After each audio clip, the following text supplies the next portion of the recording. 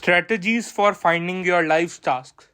The misery that oppresses you lies not in your profession, but in yourself. What man in the world would not find this situation intolerable if he chooses a craft, an art, indeed any form of life, without experiencing an inner calling? Whoever is born with a talent or to a talent must surely find in that the most pleasing of occupations. Everything on this earth has its difficult sides. Only some inner drive, pleasure, love can help us overcome obstacles, prepare a path, and lift us out of a narrow circle in which others tread out their anguished, miserable existences. Johann Wolfgang von Goethe.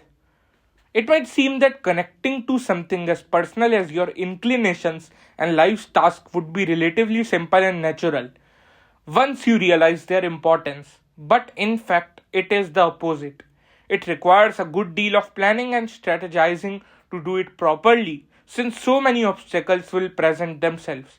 The following five strategies, illustrated by stories of masters, are designed to deal with the main obstacles in your path over time. The voices of others infecting you, fighting over limited resources, choosing false paths, getting stuck in the past, and losing your way. Pay attention to all of them because you will almost inevitably encounter each one in some form.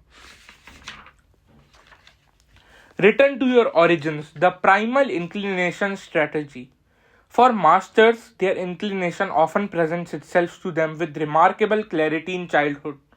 Sometimes it comes in the form of simple object that triggers a deep response. When Albert Einstein, 1879 to 1955, was 5, his father gave him a compass as a present. Instantly, the boy was transfixed by the needle, which changed direction as he moved the compass about. The idea that there was some kind of magnetic force that operated on this needle, invisible to the eyes, touched him to the core. What if there were other forces in the world equally invisible yet equally powerful, ones that were undiscovered or not understood? For the rest of his life, all of his interests and ideas would revolve around this simple question of hidden forces and fields, and he would often think back to compass that has sparked the initial fascination.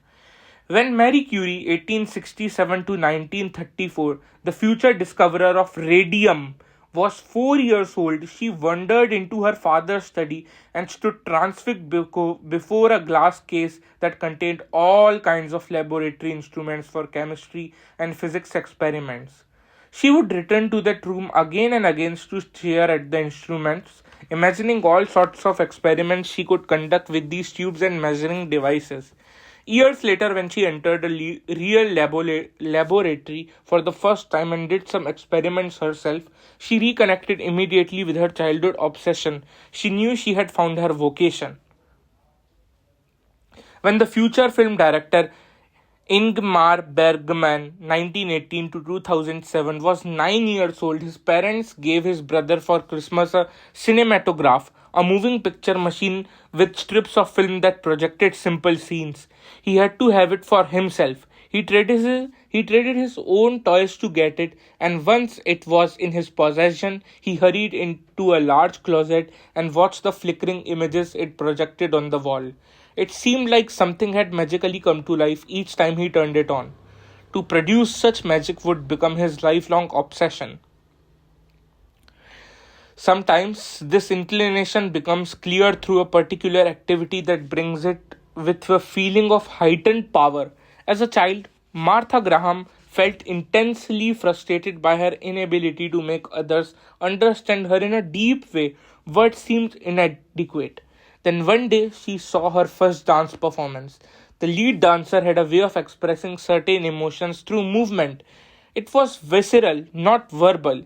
She started dance lessons soon thereafter and immediately understood her vocation. Only when dancing could she feel alive and expressive.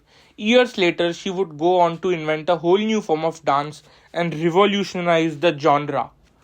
Sometimes it is not an object or activity, but rather something in culture that sparks a deep connection. The contemporary anthropologist linguist Daniel Everett, 1951, grew up on a California Mexico border in a cowboy town. From a very early age, he found himself drawn to Mexican culture around him. Everything about it fascinated him: the sounds of the words spoken by the migrant workers, the food, the manners that were so different from the Anglo world. He immersed himself as much as he could in their language and culture. This would transform into a lifelong interest in the other, the diversity of cultures on the planet, and what that means about our evolution. And sometimes one's true inclinations can be revealed through an encounter with an actual master. As a young boy growing up in North Carolina, John Coltrane 1926 to 67 felt different and strange. He was much more serious than his schoolmates. He experienced emotional and spiritual longings he did not know how to verbalize. He drifted into music more as a hobby, talking up to saxophone and playing in his high school band.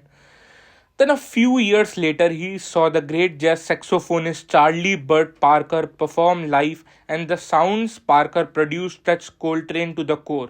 Something primal and personal came through Parker's saxophone, a voice from deep within. Coltrane suddenly saw the meaning for expressing his uniqueness and giving a voice to his own spiritual longings. He began to practice the instrument with such intensity that within a decade he transformed himself into perhaps the greatest jazz artist of his era.